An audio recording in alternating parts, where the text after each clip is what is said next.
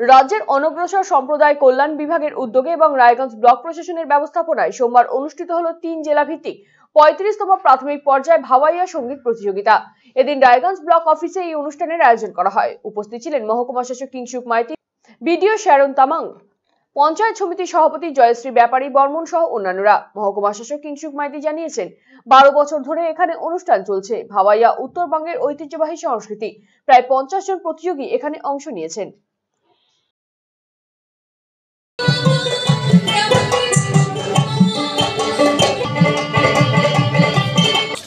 আজকে 35 জন বর্মন ভিডিও বিষয়ে আমাদের 35তম প্রাথমিক যে ভাওয়াইয়া কম্পিটিশন 3টে জেলাকে নিয়ে উত্তর দিনাজপুর, দক্ষিণ দিনাজপুর এবং মালদাকে নিয়ে হচ্ছে। তো রায়গঞ্জ ব্লক সেই অ্যারেঞ্জমেন্ট আজকে করছে। আপনারা দেখতে পাচ্ছেন যে বিডিও ম্যাডাম আছেন এবং পঞ্চায়েত সমিতির সভাপতি ম্যাডাম, সহকারী সভাপতি ম্যাডাম, অন্যান্য কর্মকর্তা, অন্যান্য বিশিষ্ট ব্যক্তিবর্গ রয়েছে। ভালো সংখ্যায় আমাদের যারা পার্টিসিপেন্ট তারা উপস্থিত হয়েছে।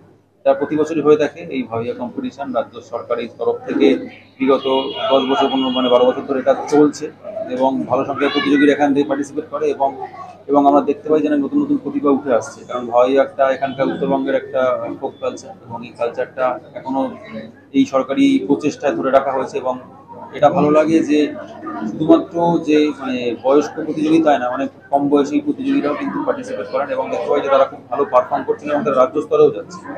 তো তাদের সকলের জন্য আমাদের শুভেচ্ছা রইল এবং প্রত্যেক বছর এরকম আমরা সুন্দর অনুষ্ঠান দেখে আশা করছি এবার খুব সুন্দর অনুষ্ঠান দেখতে পাবো। রায়গঞ্জ ব্লকের তরফ থেকে, পঞ্চায়েত সমিতির তরফ থেকে যেরকম সুন্দর একটা উদ্যোগ নেওয়া হয়েছে এবং আয়োজন করা হয়েছে, আশা করছি যে প্রতিযোগী যারা এখানে পার্টিসিপেট করেছেন, থেকে এসেছেন, তারাও এখানে প্রতিযোগিতায় অংশগ্রহণ করে তারা নিজেরা খুব খুশি হবে।